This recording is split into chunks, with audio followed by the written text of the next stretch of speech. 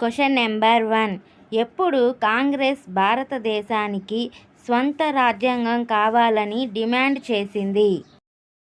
Answer 1935వ సంవత్సరంలో. Question number 2. 1935 భారత ప్రభుత్వ చట్టంలో ఎన్ని అధికరణలు, ఎన్ని షెడ్యూళ్లు ఉన్నాయి? ఆన్సర్ 321 అధికరణలు, 10 షెడ్యూళ్లు. Question number 3. బ్రిటిషు ప్రభుత్వం ప్రవేశపెట్టిన రాజ్యాంగ చట్టాలన్నిటిలో అతి ముఖ్యమైన చట్టం ఏది? ఆన్సర్ 1935 భారత ప్రభుత్వ చట్టం. Question number 4.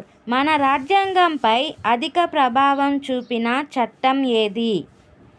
ఆన్సర్ 1935 భారత ప్రభుత్వ చట్టం.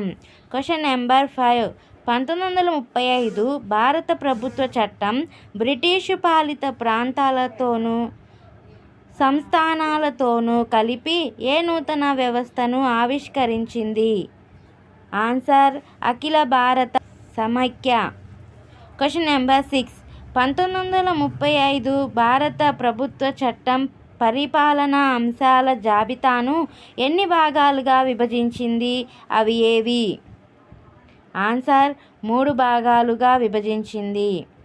అవి కేంద్ర జాబితా 59 అంశాలు, 2 ప్రాంతీయ జాబితా 54 అంశాలు, 3 ఉమ్మడి జాబితా 36 అంశాలు.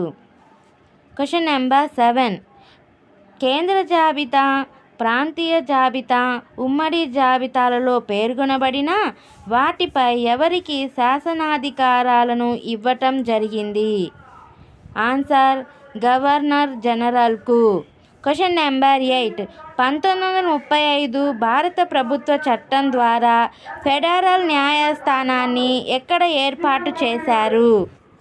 ఆన్సర్ ఢిల్లీలో. Question number 9.